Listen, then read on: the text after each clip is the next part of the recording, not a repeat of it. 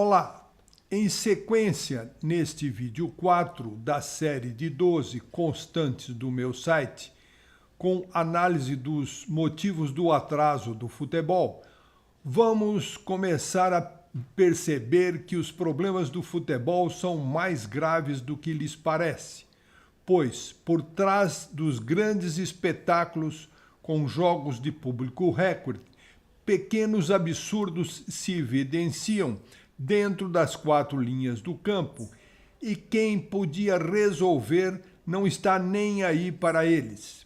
E neste vídeo focalizaremos um deles, que é a barreira, como o casuísmo que foi institucionalizado de forma indevida em detrimento de priorizarem por maior qualidade na disputa e assim diminuir a incidência de infrações e interrupções nos jogos. A barreira é um recurso usado para retardar o ataque que beneficia a equipe infratora ao recompor a sua defesa numa infração que pode ter sido até intencional para cortar uma jogada ofensiva de grande perigo à meta. Nesta oportunidade, ao abordarmos o problema, temos que ser críticos ao que se apresenta como grave por persistirem no jogo algo complicador como a barreira, que ao não constar das regras, o pior é ser tolerada como da disputa, apesar de na sua formação gerar o empurra-empurra e várias infrações flagrantes que em geral não são punidas. É um casuísmo que já devia ter sido abolido por simples alterações nas suas regras e a sugestão será apresentada envolvendo um conjunto de alterações necessárias como parte da proposta de soluções a esses problemas que constarão do e-book a ser apresentado como fruto das citações e análises com as soluções para a evolução do futebol e algo mais, com evidência nas propostas de adequação nas regras dentro do campo. A iniciativa de viabilizar a extinção das barreiras do jogo tem que ser considerada por trazer amplos benefícios ao evitar os tumultos e de não beneficiar o infrator e por menor número de paralisações, proporcionando mais tempo de disputa nas partidas, que é o grande objetivo do jogo. Ao institucionalizar seu uso no jogo pelas autoridades, não reconhecendo como um absurdo, demonstraram insensibilidade aos problemas e às suas consequências para o futebol, só aumentando seu atraso nas regras, pois, inclusive, contrariando a ética esportiva, a bola pode ser até chutada intencionalmente sobre os jogadores postados na barreira, tanto que é visível a preocupação de proteção ao corpo do possível impacto com violência sobre eles, gerando um momento de tensão e receio. A falta de uma reação a este absurdo é marcada pelo conservadorismo retrógrado ao não avaliarem as consequências e persistirem com esse casuísmo como uma afronta à ética esportiva e à almejada evolução em prol da qualidade do jogo limpo, pautado nos lances de habilidade e de beleza.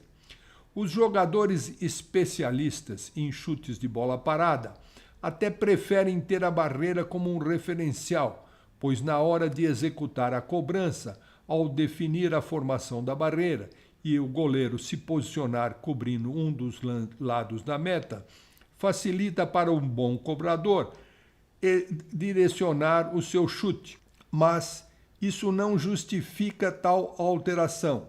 Além da perda de tempo, ela, quanto mais próxima da área, maiores os tumultos e a sua problemática é maior tanto na marcação como no seu controle por um único árbitro em campo.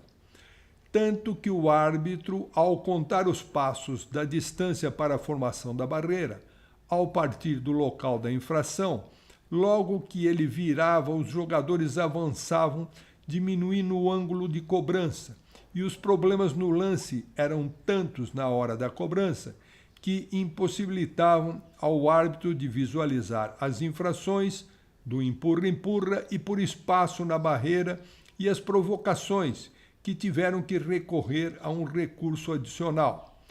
Como teste, os árbitros passaram a usar um spray para traçar uma linha demarcatória, determinando o local correto da posição da barreira e assim evitar da barreira se avançar.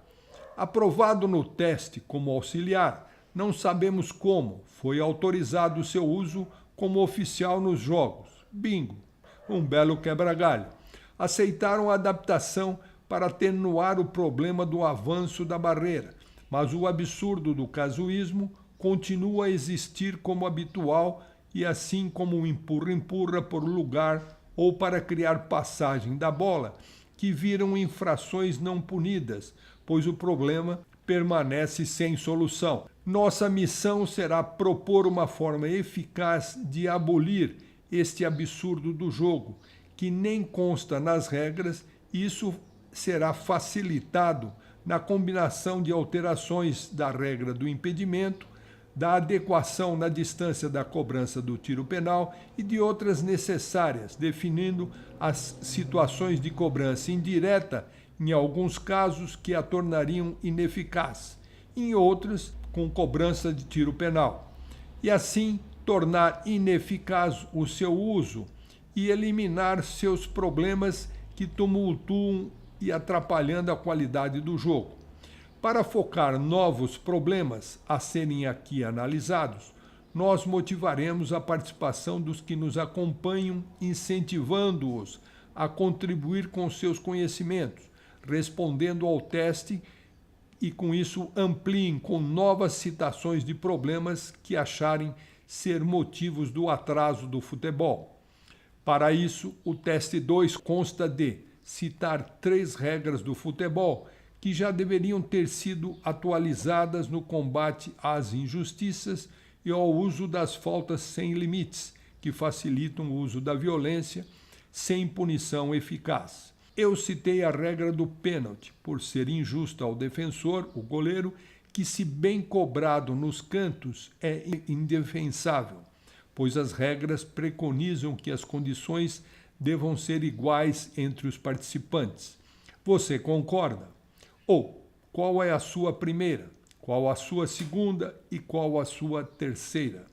Responda e remeta suas considerações para contato@profborsari.com, pois elas são aguardadas com interesse por sua visão e esses problemas, e aos outros que devem também necessitar de atenção pela gravidade. Conforme prometi, acompanhe agora as respostas do teste 1. Nele eu pedia para citar 3 erros imperdoáveis do futebol na sua prática em disputa do jogo, como uma opção de esporte coletivo. Eu apontei como primeiro a barreira, por não constar nas regras e ser um casuísmo que beneficia o infrator em detrimento do jogo. Na segunda, citei como injusta a distância a ser colocada a bola a 11 metros na cobrança do pênalti, pois nas condições atuais da regra, o pênalti bem cobrado e nos cantos é indefensável para o goleiro. E na terceira, citei não haver limites de faltas individuais e por equipe, o que favorece aos infratores o uso da violência intencional, não havendo consequência punitiva adequada ao caso excessivo. Avaliações nos possibilitam uma visão estratégica e profunda no combate ao nefasto atraso do futebol em relação aos outros esportes.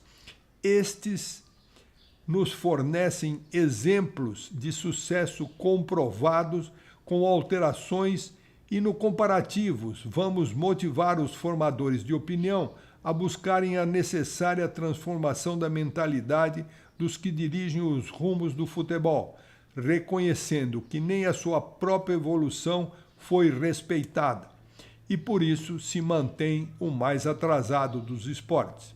Na próxima quinta-feira será apresentado o vídeo 5. Aguardem e vamos acompanhar essa batalha.